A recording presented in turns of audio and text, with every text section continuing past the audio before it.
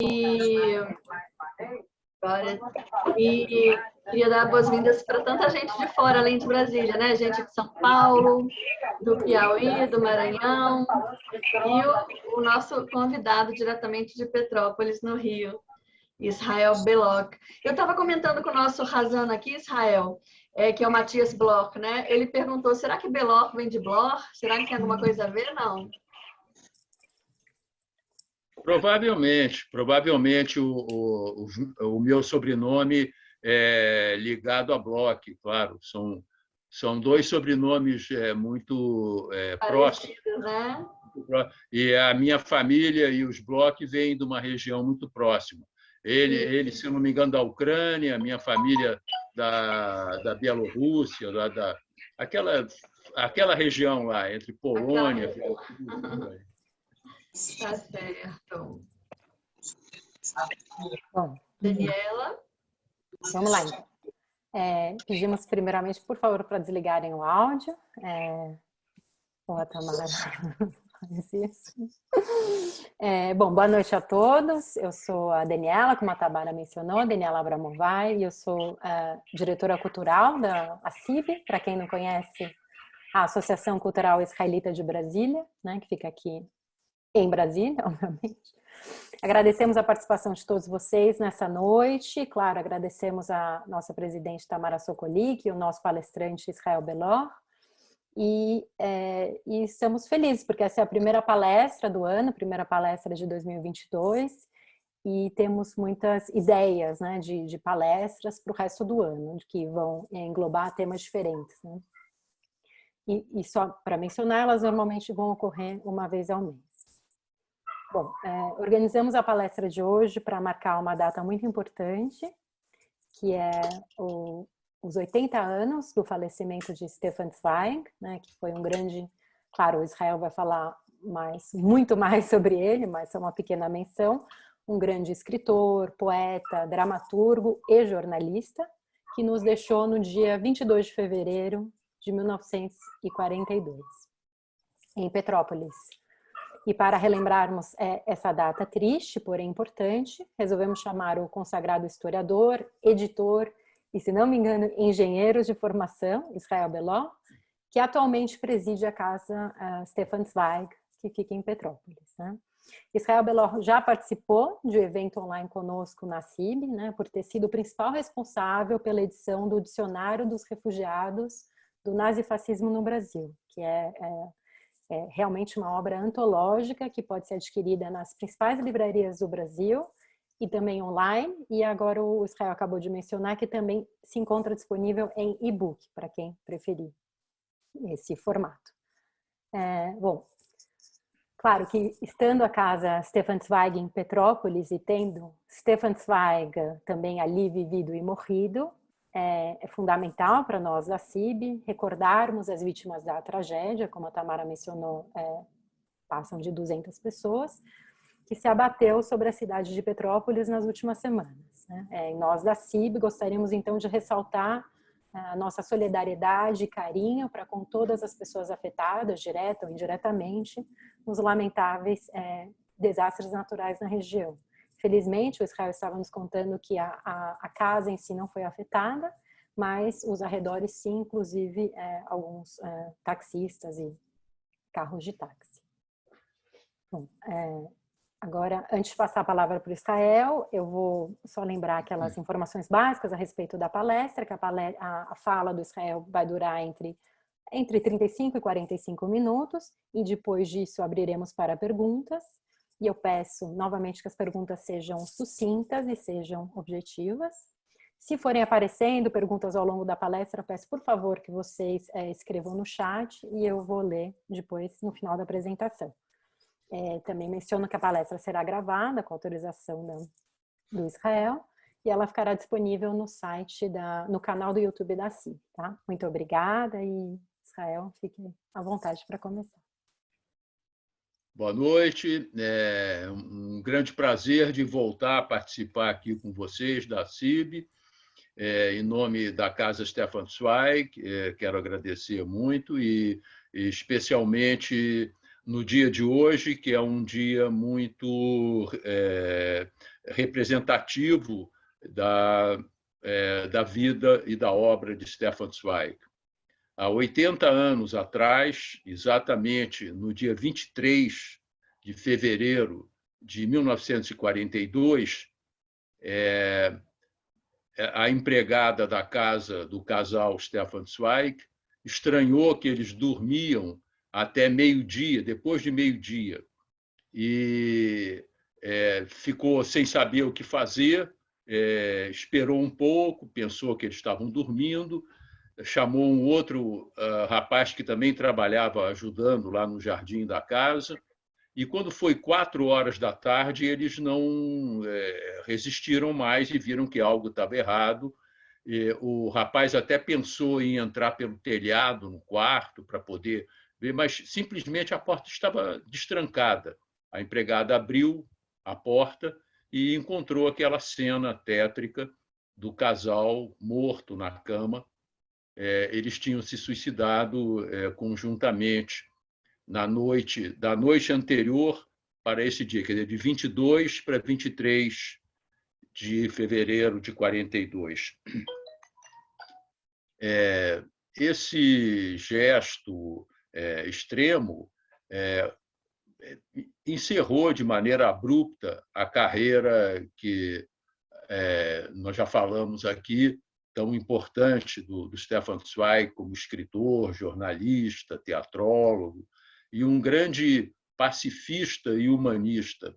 Ele sempre professou uma grande confiança na mensagem pacifista, sempre desejou muito uma unidade da Europa. E é claro que a guerra, a ascensão do nazismo na Alemanha e depois na Áustria, de onde ele vinha, amarguraram o escritor terrivelmente, né? Ele se sentia pessoalmente ameaçado, e com razão, né? Ele saiu da Áustria ainda em 1934. O nazismo subiu ao poder na Alemanha em 1933, e ele só ocupou a Áustria em 1938, quando houve aquela união dos dois países, que se chamou em alemão o Anschluss, né? A união da Áustria com a Alemanha. Mas, em 1934, ele já pressentiu que existiam sombras no horizonte e houve uma tentativa de revolta operária em Viena, e a casa dele, de maneira totalmente injusta, foi invadida pela polícia à procura de armas. Uma coisa surreal, porque ele não tinha nada a ver com isso. Ele se sentiu, então, ameaçado e, com a família, abandonou a casa. Ele morava numa casa maravilhosa, nos Montes Capuchinhos, em Salzburg, uma cidade idílica nos Alpes, né? E abandonou a casa e foram para Londres. Então, desde 1934, ele estava morando em Londres. Quando a guerra estourou em 1939, um pouco antes ainda, em 1939, quando a guerra estourou em 1939, ele se sentiu novamente profundamente ameaçado em Londres. Claro, não se sabia até onde a Alemanha ia. A gente sabe hoje que a Alemanha não conseguiu invadir a Inglaterra. Ela invadiu todos os outros países da Europa, mas a Inglaterra não. Mas ele se sentiu muito ameaçado e deixou também a Inglaterra. Primeiro ele foi para os Estados Unidos e depois, afinal, veio para o Brasil. Ele já tinha estado no Brasil em 2 ocasiões anteriores, tinha gostado muito do país, tinha ficado encantado com a sociedade, com a natureza, com a tranquilidade que ele vislumbrava aqui no Brasil. Talvez até de maneira um pouco assim ingênua da parte dele.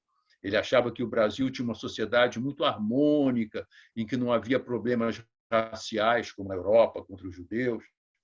E a gente sabe que não era exatamente assim, mas nós vivíamos num outro estágio, né? Um estágio de paz, certamente. Então, em meados de 41, ele veio para o Brasil e se instalou aqui para morar dessa vez. Por recomendação do editor dele, que era uma pessoa muito próxima a ele, ele alugou uma pequena casa em Petrópolis, que é onde hoje se situa a nossa casa Stefan Zweig, no bairro Valparaíso, também conhecido como Duas Pontes, um lugar, na época, muito bucólico. Hoje é um lugar muito movimentado, como todas as áreas urbanas, né? Mas, na época, era um lugar bem bucólico e talvez ele tenha relembrado um pouco a sua imagem dos Alpes, onde ele vivia. Ele viveu... Um minutinho que eu vou desligar aqui o meu celular, que está pitando aqui, que é uma coisa muito desagradável. Pronto, parou.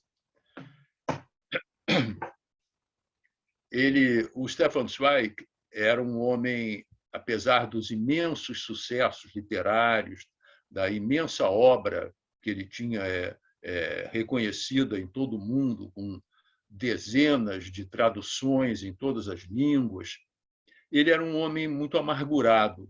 Ele sofria, ou passou a sofrer, a partir de certo ponto, de problemas de depressão, né? Especialmente quando ele teve que deixar a Áustria, que era, vamos dizer, a pátria dele, e que ele tinha vivido de uma maneira muito feliz até então. Especialmente a felicidade dele, a imagem de felicidade dele, era a Áustria de antes da Primeira Guerra Mundial, porque antes da Primeira Guerra Mundial o Império Austro-Húngaro, como vocês sabem, era muito importante e transmitia uma grande estabilidade. A Primeira Guerra já foi um chacoalhar assim terrível na Europa, né? E com a ascensão do nazismo, então ele perdeu o chão, né? Ele realmente perdeu o chão. Se a gente for pensar nas motivações que levam, as motivações que podem levar uma pessoa ao suicídio, é muito difícil, é insondável, né? Precisaria de um Sigmund Freud aqui para entender a cabeça dele. E, como vocês sabem, ele era amigo do Sigmund Freud, se correspondeu com ele, se encontravam em várias ocasiões, se encontraram muito em Viena, depois se encontraram em Londres. Eles têm uma troca de cartas que é extremamente interessante, que em outra ocasião a gente pode também vir a falar sobre isso. Mas ele pensou em suicídio pelo que o grande biógrafo dele, que é o nosso Alberto Dines. Alberto Dines é, como vocês sabem, um grande jornalista brasileiro, falecido há 6 anos atrás, e que escreveu a mais completa biografia do Stefan Zweig. O Dines relembra que ele, em outras ocasiões, pensou em suicídio. Inclusive, com a sua primeira mulher, só para relembrar, o Stefan Zweig casou pela primeira vez com uma senhora de alto nível cultural e uma pessoa muito dinâmica e positiva, que era Friederike. Essa senhora já era o segundo casamento dela, ela tinha 2 filhas do primeiro casamento, já adolescentes, assim, e ele viveu com ela durante muitos anos, lá naquela casa idílica de Salzburg, mas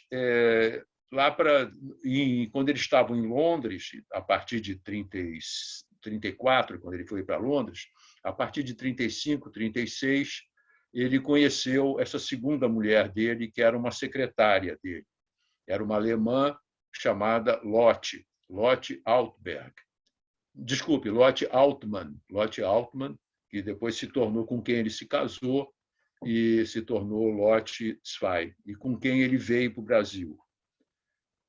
Diz o Dines que, já no primeiro casamento, ele, em determinado momento, propôs para a primeira mulher um suicídio conjunto. E que ela, uma pessoa muito forte,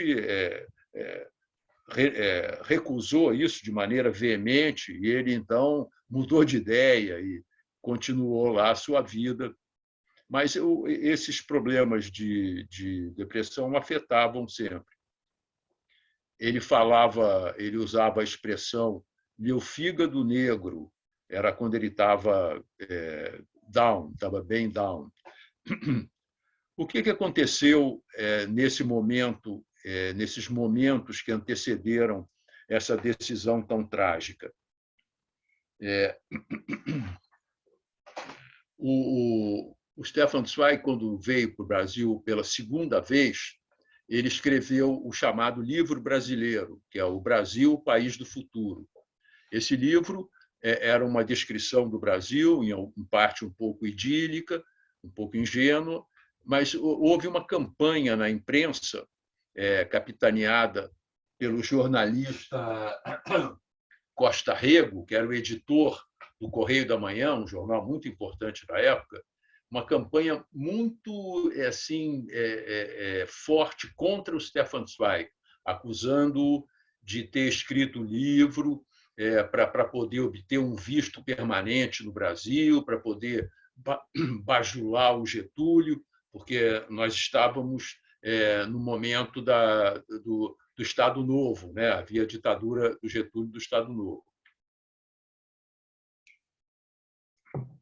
Stefan Zweig nunca teria tido essa atitude de bajular ou de querer trocar o livro por alguma coisa. E ele ficou muito indignado, muito amargurado. Foi uma campanha que durou semanas, sabe, contra ele. Isso foi um elemento que já pesou um pouco contra ele.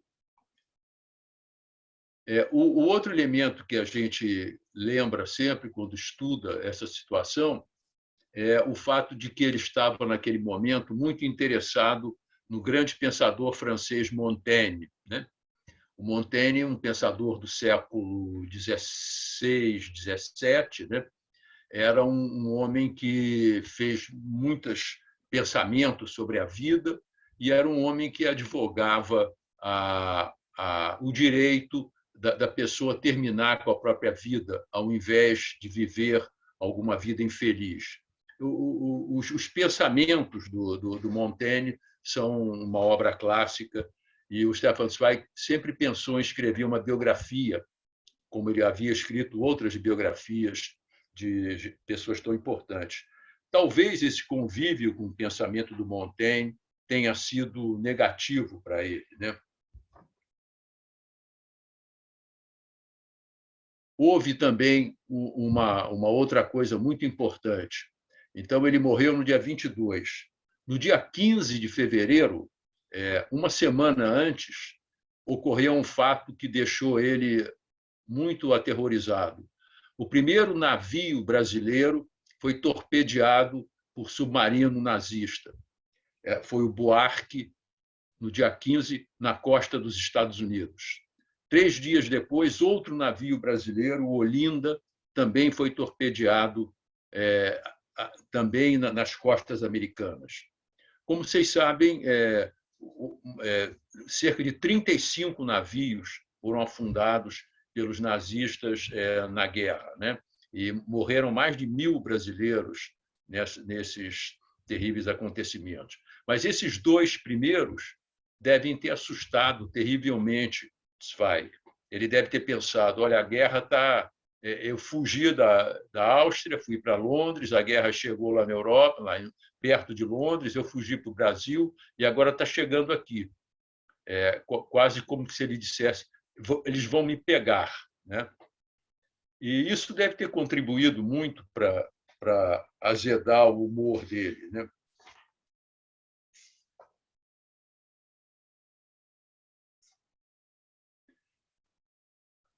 No dia 16 de fevereiro, eu estou fazendo uma pequena cronologia para levar a data fatídica.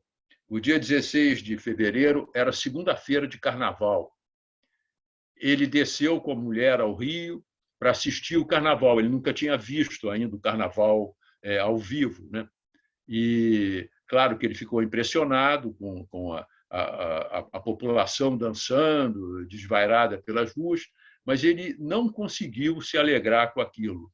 É um quadro típico de uma pessoa que está deprimida. Ele ficou, acho que, mais deprimido ainda de enfrentar aquela alegria toda. E eles tinham convites para ir ao baile do Municipal, que era a coisa mais importante, o baile mais importante do Rio de Janeiro, e ele acabou nem indo. Voltaram para Petrópolis no dia seguinte. Até tem um fato curioso: se ele tivesse ido ao baile do Municipal, ele teria encontrado com Orson Welles, o grande diretor e ator americano. Tinha vindo ao Brasil, onde ele ficou algum tempo aqui, acabou fazendo aquele filme É Tudo Verdade e tal.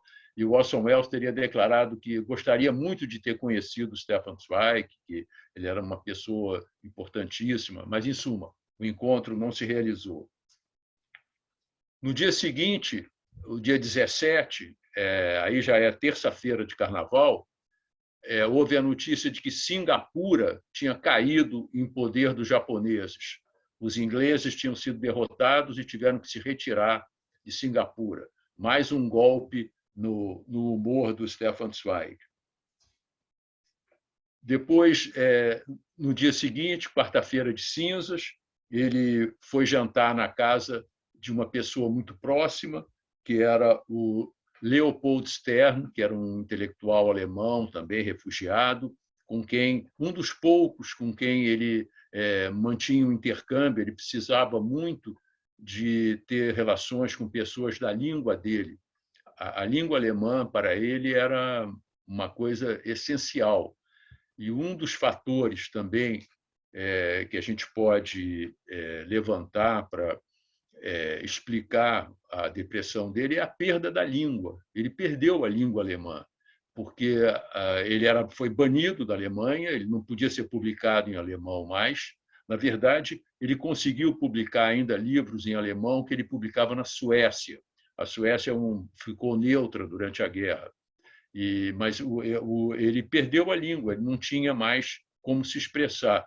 E isso, para um escritor, é uma coisa muito brutal. Ele manifestou isso em vários textos que ele escrevia sobre a perda da língua.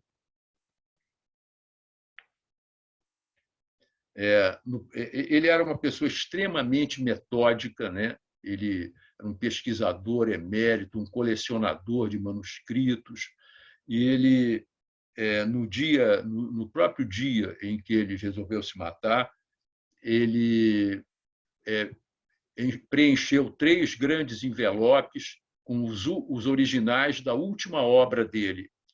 Foi endereçados a 3 editores nos Estados Unidos, na Inglaterra e na Suécia. E eram os originais do último livro dele, que é A Partida de Xadrez, que, aliás, é um livro maravilhoso que eu recomendo a vocês. É uma novela curta, é um livro, assim, vamos dizer, praticamente o único livro dele abertamente antifascista, né? Porque ele não abordava diretamente o tema político nos livros dele. Então, ele fez isso no último dia, escreveu dezenas de cartas de despedida para editores, para amigos, deixou tudo organizado lá e, em suma, tomou essa decisão. Tem coisas curiosas que, na véspera disso, tinha um outro amigo dele muito importante, que era o Feder, Ernst Feder. Todos eles estão no nosso dicionário dos refugiados. O Feder e a mulher foram visitá-los lá na casa deles e notaram que ele estava muito amargurado, muito mal, né? Tem um episódio também curioso que o Dr. Alceu de Amoroso Lima, o grande pensador, escritor e líder católico, morava em Petrópolis. Ele, nesse dia, nessa véspera, ele descendo para o Rio de ônibus, ele passou em frente lá a 2 pontes onde eles moravam e viu o casal na calçada, talvez esperando uma condução. E ele ficou muito impressionado. Ele não conhecia pessoalmente, mas ele relatou isso depois como um fato marcante. A outra, e aí eu já contei para vocês que ele foi encontrado lá pela empregada. Pouco depois vinha descendo de Petrópolis. Muitas pessoas passavam o verão em Petrópolis, né, por causa do calor no Rio. E um outro refugiado importantíssimo que estava no Brasil, que era Alfred Agache, era um francês, um grande arquiteto e urbanista que fez planos de urbanismo para o Rio de Janeiro. Ele estava descendo de Petrópolis quando passou na casa do Stefan Zweig. Ele foi um dos primeiros a saber que o Zweig tinha morrido, que tinha havido a tragédia. E aí foi ele que comunicou aos escritores, principalmente o nosso amigo aqui, o Cláudio de Souza, que era um escritor, membro da Academia Brasileira de Letras, que circulava muito em torno do Zweig, e era uma figura assim, um pouco governista, no sentido de um pouco, vamos dizer, que poderia deturpar as coisas em favor dele. O Cláudio de Souza, junto com esse outro que eu já falei antes, que era o Leopold Stern, foram responsáveis por uma omissão muito importante.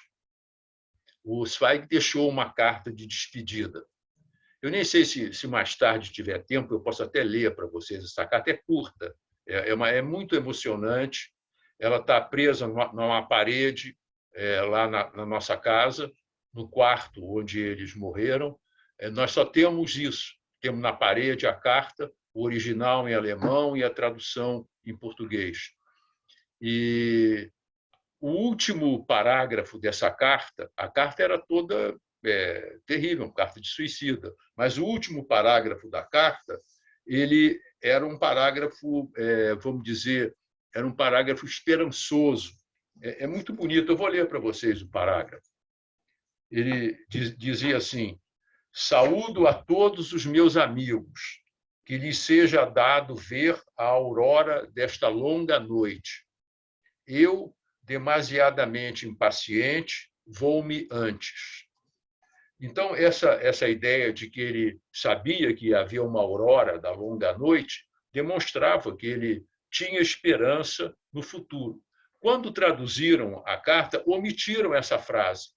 Então, a declaração final dele ficou parecendo uma declaração de renúncia à luta, de renúncia à resistência contra o nazismo. Isso provocou até um comentário muito negativo do Thomas Mann, um grande escritor alemão que estava refugiado na Alemanha, refugiado nos Estados Unidos, e que falou de maneira negativa como que o Stefan Zweig tinha desistido da luta, que era muito ruim isso, quando todos os refugiados estavam imbuídos da necessidade de resistir. Mas isso foi provocado por esse engano, por essa omissão. Esse Leopold Stern traduzia a declaração do alemão e ele não sabia bem português, traduzia para o francês.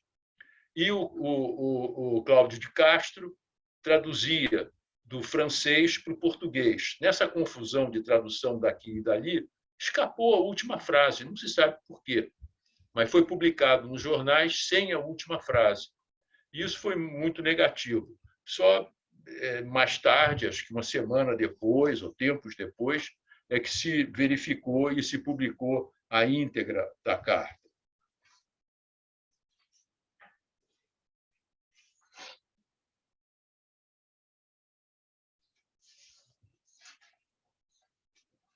A outra pessoa importante que foi das primeiras a entrar no quarto onde eles estavam mortos foi Gabriela Mistral. A Gabriela Mistral era uma poeta chilena, foi prêmio Nobel de Literatura, e, na ocasião, ela era cônsul do Chile no Rio de Janeiro. E, como muita gente, passava o verão em Petrópolis e desceu, soube da morte, e foi uma das primeiras pessoas a ver o casal na cama, né? Ela deixou também depoimentos muito tocantes sobre isso. Não sei se vocês querem fazer alguma pergunta, eu posso prosseguir? Bem, então é o seguinte, tem um outro aspecto que é interessante da gente levantar aqui, é o próprio enterro dele. O Stefan Zweig era um judeu, a mulher dele também era judia, ele não era um seguidor, assim, ele não era um seguidor da religião, ele não participava, não ia à sinagoga, mas ele era claramente um judeu, filho de judeus, e identificado com isso, claro, e vítima da perseguição aos judeus. Só que o governo na época, o próprio Getúlio estava lá em Petrópolis, o Getúlio ficava lá no Palácio Rio Negro, e esse Cláudio de Castro resolveram, junto com o governo, que o Stefan Zweig tinha que ser enterrado em Petrópolis, que ele não podia vir para o Rio. Acontece que Petrópolis não tem cemitério judaico, entendeu? E houve tentativas de trazê-lo, mas houve uma negativa peremptória. O rabino ortodoxo do Rio, se eu não me engano, Sernikovsky, disse que ele tinha que vir para o Rio e se recusou a oficiar um enterro num cemitério cristão, né? Como vocês sabem, no ritual judaico tradicional, o suicida tem que ser enterrado próximo aos muros, né? Porque a religião condena o suicídio, né? Mas, felizmente, existia uma figura muito doce que tinha chegado ao Brasil há pouco, que era o rabino Henrique Lemle. O rabino Lemle era também um refugiado do nazismo na Alemanha. Ele chegou ao Brasil um pouco antes, no ano anterior. Ele foi o fundador da ARI, que é uma associação religiosa israelita, um clube judaico muito importante aqui no Rio de Janeiro, e ele era um liberal, e ele concordou em oficiar o enterro, o sepultamento no ritual judaico, lá naquele cemitério cristão de Petrópolis. E lá estão, 80 anos depois, até hoje, os túmulos de Stefan e Lotte Zweig, são visitados por inúmeras pessoas interessadas, admiradores, turistas. No meio daquele cemitério cristão estão aqueles 2 túmulos judaicos, com as inscrições em hebraico, e eu mesmo já levei diversas autoridades lá para ver os túmulos. Uma delas foi o presidente do parlamento alemão, que nos deu a honra de nos visitar aqui no Rio, e também foi lá e ficou profundamente emocionado de estar diante daquele monumento. Não sei se vocês querem fazer alguma pergunta. Tem uma pergunta aqui, Israel. Tem uma... Pois não. A Vivi, daqui da CIB, levantou a mão. Quer abrir seu áudio, Vivi? Não, Dani, foi sem querer. Ah, tá bem. Eu estava procurando outra coisa, levantei a mão. Mas existe um boato, já que eu estou aqui, existe um boato que eles não teriam se matado. Eu entrei atrasada, não sei se você falou antes. Não.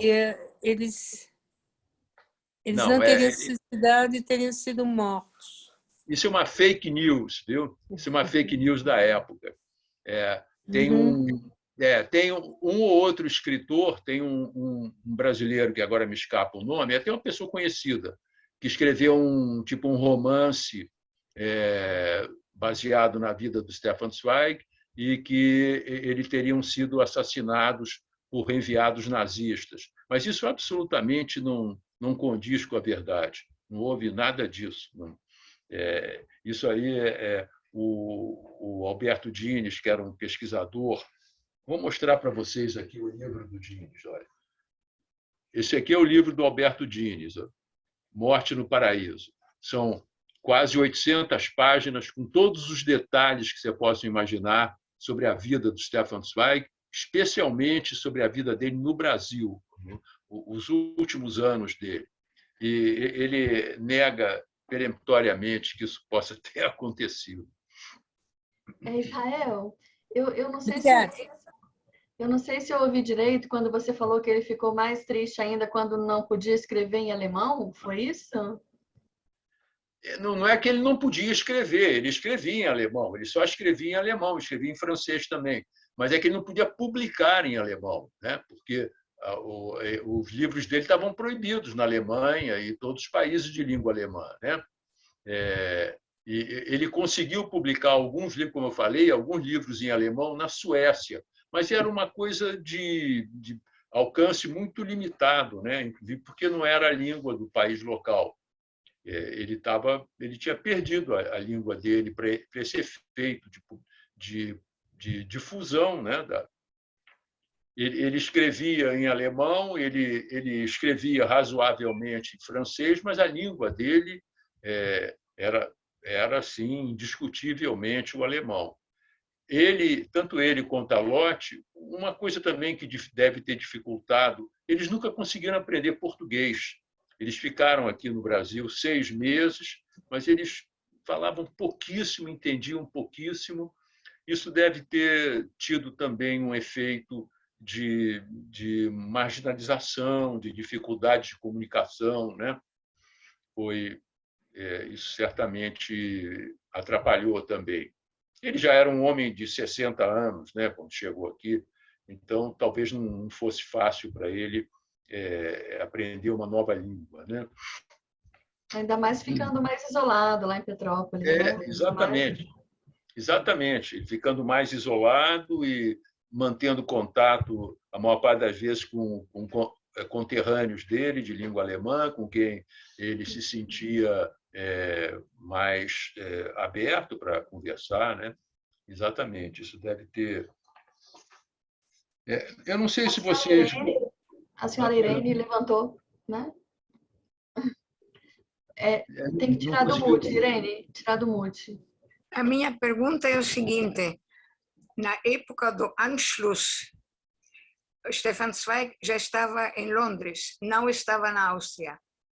Não, na época do suicídio, não, do assassinato de Dollfuss, o austríaco, não?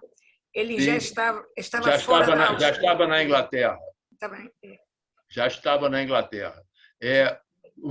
Você conhece a história da Áustria, você deve lembrar que, em 1934, houve um levante socialista, operário, com tiroteios. Foi uma coisa feia em Viena, né?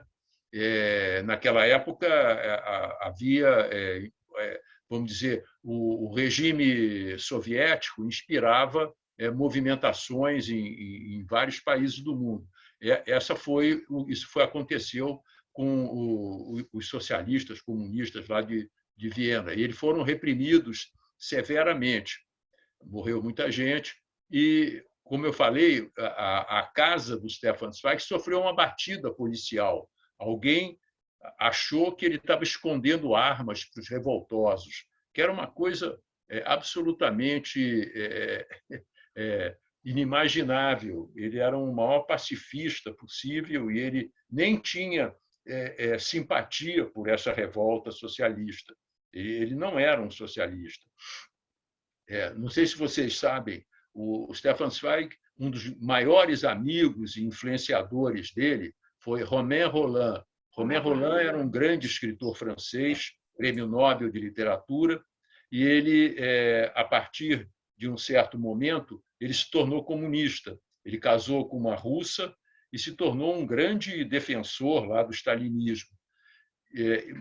Isso provocou um afastamento total entre eles. O Stefan Zweig não concordava com isso e eles acabaram se distanciando. Isso foi uma coisa difícil para ele, porque eles eram muito ligados. O Romain Rolland era uma espécie de ídolo do Stefan Zweig, né? O Stefan Zweig esteve em Moscou no início da Revolução, viu as coisas por lá e não gostou do que viu, né? Então, voltou e manteve a posição que ele sempre tinha. Ele era um liberal, né? Um libertário, né? E um pacifista, né? Então, o Stefan saiu da Áustria bem antes do Anschluss, 4 anos antes. ele já estava, vamos dizer, sentindo as nuvens negras no horizonte. Ele foi para a Inglaterra nesse ano. E na Primeira Guerra Mundial, ele lutou? Ele, como a Primeira Guerra Mundial, ela foi um momento muito diferente dos dias de hoje. Havia uma vibração cívica assim das pessoas, que todos queriam ir para a guerra antes da guerra começar. Tanto os alemães como os franceses, como os ingleses, todo mundo queria ir para a guerra. Então, inicialmente, nos primeiros meses, o Stefan Zweig entrou nesse clima de que seria importante defender o Império Austro-Húngaro e tal. Ele não foi para combate, ele foi mobilizado, todo mundo foi mobilizado. Ele tinha, em 14, ele tinha 19, ele tinha 33 anos. Ele foi mobilizado, mas foi colocado num departamento de arquivo do Exército, uma coisa assim. Mas logo ele, diante dos horrores da guerra, a Primeira Guerra Mundial foi uma matança assim horrorosa, uma sangreira, milhões de pessoas mortas, né? E foi uma guerra diferente da Segunda, porque era uma guerra que se dava fora das cidades. Elas se davam nos campos, em trincheiras, né? Vocês já devem ter visto muitos filmes, aquelas trincheiras lamacentas, né? Onde as pessoas morriam feito em suma, horrível, né? E ele logo se tornou um pacifista, um opositor da guerra muito ferrenho, e sempre continuou, a partir daí, um grande pacifista.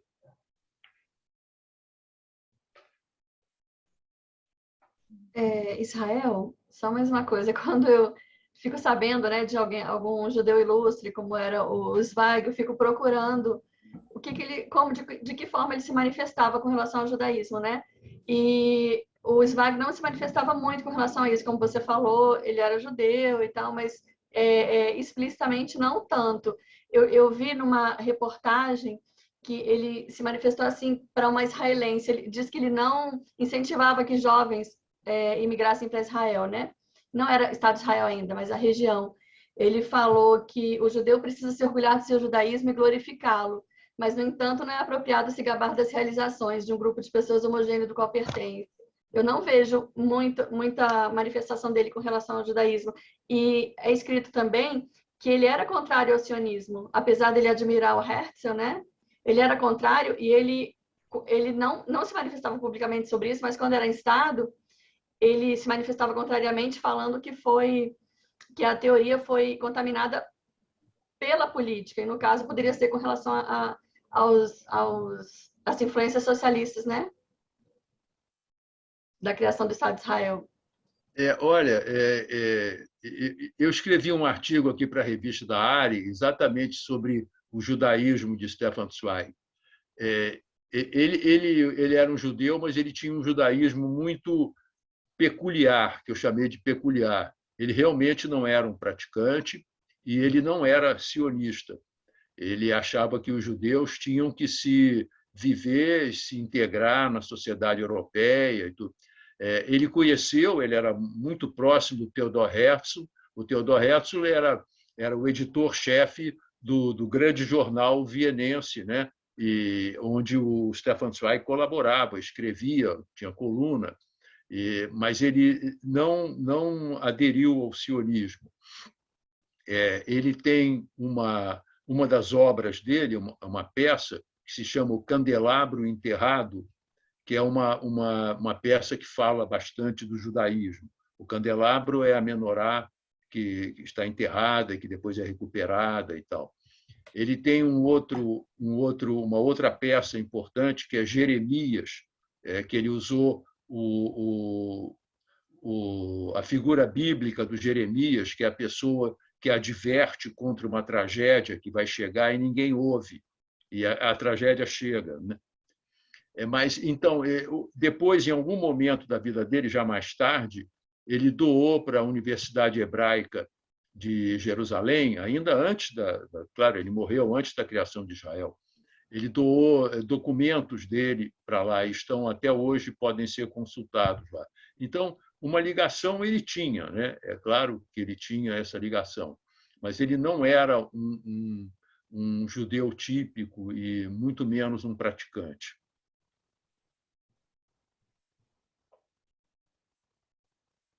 Como muitos outros, aliás, né?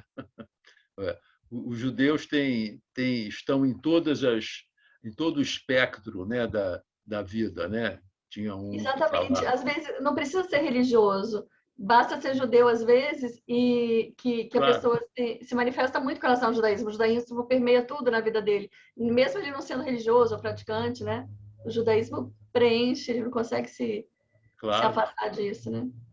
Claro, sem dúvida, sem dúvida. Ele era profundamente judeu. Tem vários comentários dele sobre isso, né? Ele se sentia judeu e mesmo que ele em algum momento ele não se sentisse, fizeram ele se sentir quando o nazismo subiu na Europa, né? Então, eu não sei se vocês querem que eu leia a declaração final dele. Ela é interessante, é uma coisa curta e mostra muito bem a dedicação que ele tinha ao Brasil, né? Eu vou ler aqui para vocês, é rápido. Ele chamou de declaração. Ele escreveu declaração em português e o texto está todo escrito em alemão. É assim: antes de deixar a vida por vontade própria, com a mente lúcida, imponho-me uma última obrigação: dar um carinhoso agradecimento a este maravilhoso país, o Brasil, que propiciou a mim e a minha obra tão gentil e hospitaleira guarida. A cada dia aprendi a amar este país mais e mais. Em parte alguma, eu poderia reconstruir a minha vida agora que o mundo da minha língua está perdido e meu lar espiritual, a Europa, autodestruído. Depois dos 60 anos, são necessárias forças incomuns para começar tudo de novo. Aquelas que possuam foram exauridas nesses longos anos de desamparadas peregrinações. Assim, em boa hora e cabeça erguida, achei melhor concluir uma vida na qual o labor intelectual foi a mais pura alegria e a liberdade pessoal o mais precioso bem sobre a terra. Aí vem aquela frase final: saúdo a todos os meus amigos, que lhes seja dado ver a aurora desta longa noite. Eu, demasiadamente impaciente, vou-me antes. É muito bonito o texto, muito emocionante, né?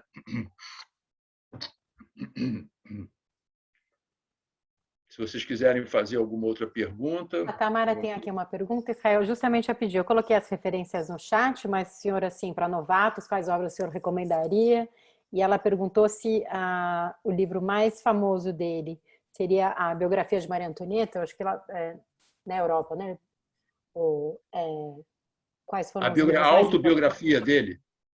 A autobiografia dele, mas ele também escreveu a biografia da Maria Antonieta, não escreveu? Claro, claro. Então, quais foram os livros mais famosos, né? O mundo de olha, o meu preferido é a biografia da Maria Antonieta. É realmente maravilhoso. Eu recomendo quem não leu, é maravilhoso. É muito bom, muito interessante.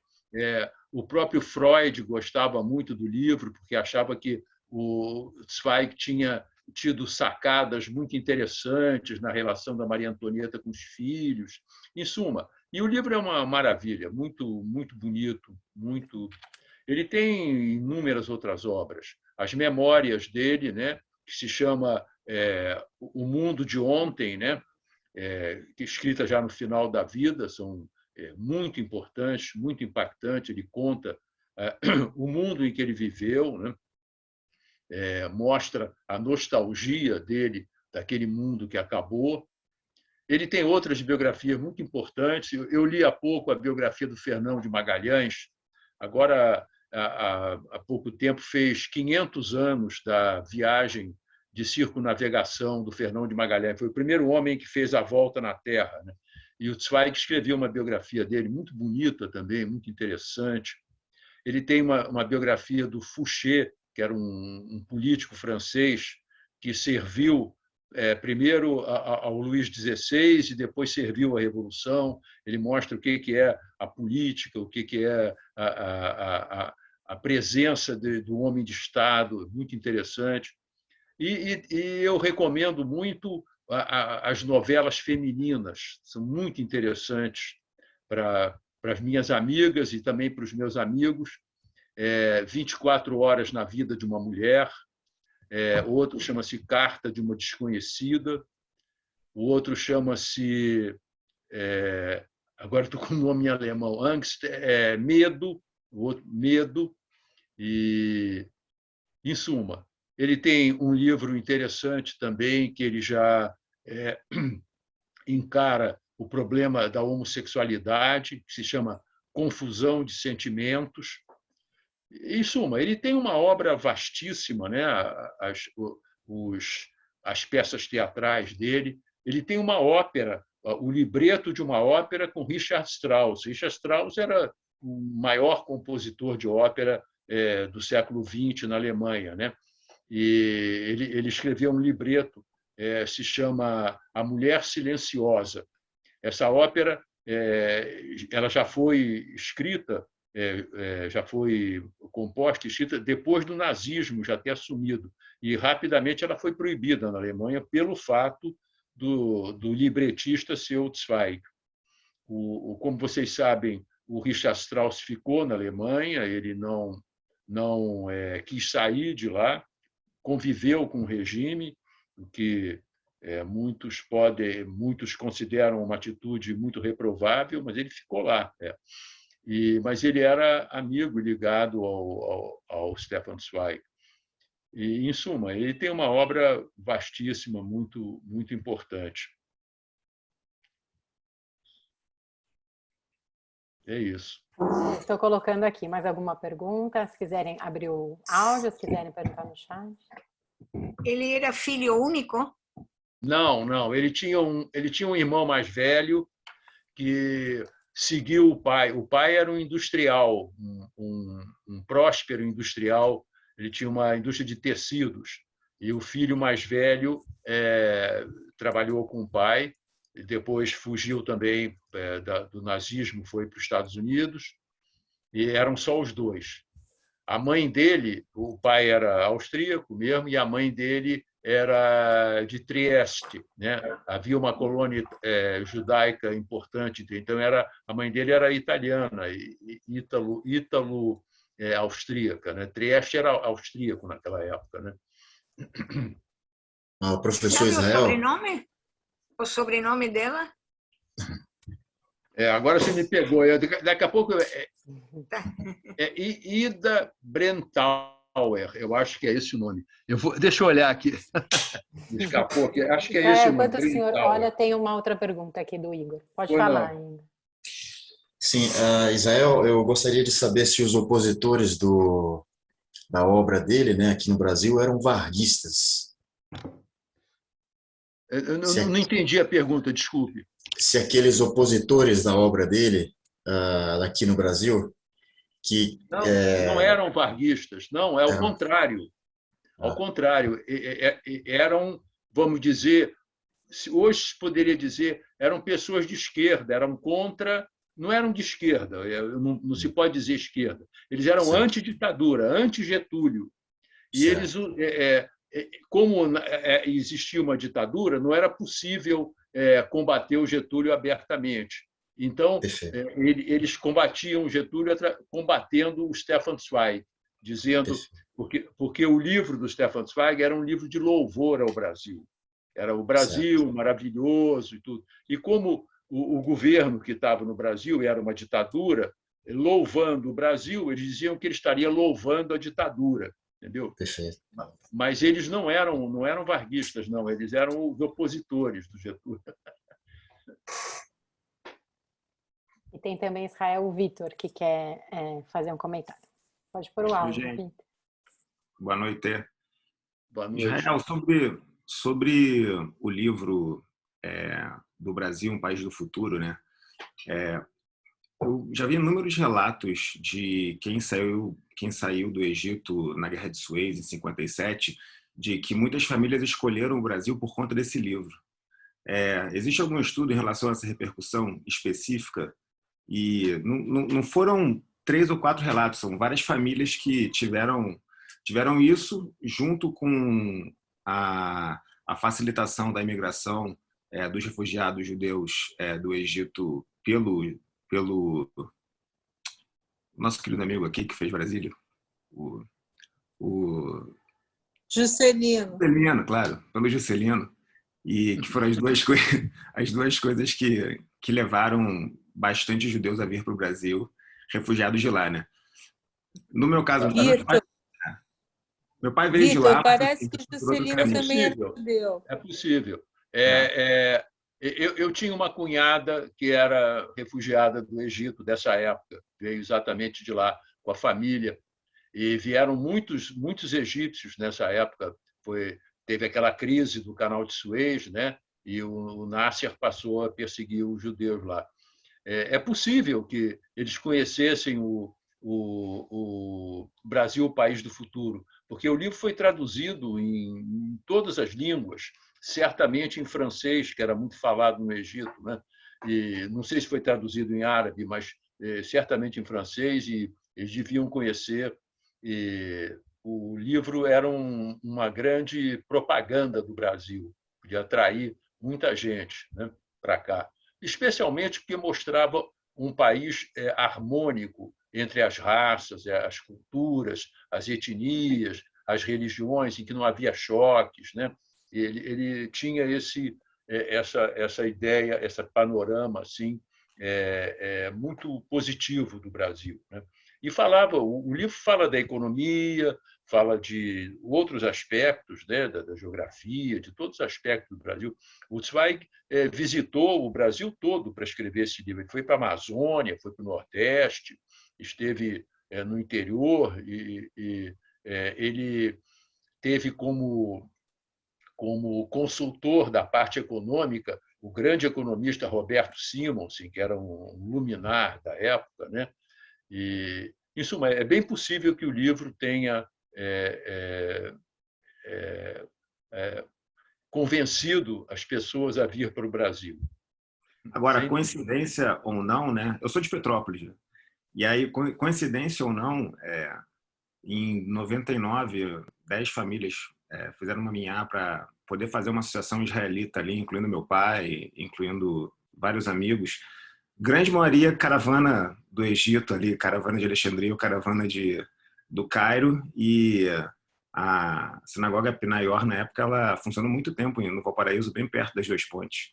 E eu não sabia que a casa dele era ali nas Duas Pontes ali. Eu acabei de ver uma foto aqui da casa, você consegue ver as Duas Pontes lá embaixo certinho. Que bom. Então, quando essa tragédia toda finalmente passar, seria ótimo se você pudesse nos visitar lá em Petrópolis. Não, eu vou. Dia 15 de abril eu estou aí. Vai passar. A casa está aberta de sexta a domingo, sexta, sábado e domingo, de 11 às 5 da tarde. É um recanto muito, muito emocionante de ser visitado. A gente tem uma exposição sobre a vida do Zweig. Infelizmente, os audiovisuais agora estão desligados por causa da pandemia, para não ter contato e tal, mas é um lugar muito interessante de vir, ter uma atmosfera muito, muito bacana. No jardim, a gente tem um tabuleiro gigante de xadrez, que é inspirado nesse último livro dele, A Partida de Xadrez, e muitos petropolitanos vão lá brincar, jogar xadrez naquele tabuleiro gigante. Legal. O Ronaldo e a Luz vai lá, não? Já foi lá? Que é um professor de xadrez? Desculpe, não entendi. Ronaldo e a Luz, você conhece? É um professor de xadrez? Não sei, não sei te dizer exatamente. Nós já realizamos vários torneios de xadrez lá. o Clube de Xadrez de Petrópolis sempre realiza os torneios lá, tem várias tardes de sábado. Nós temos 2 ou 3 mesas de xadrez dentro da casa, na varanda da casa, especialmente para isso, além do tabuleiro gigante no jardim. Legal.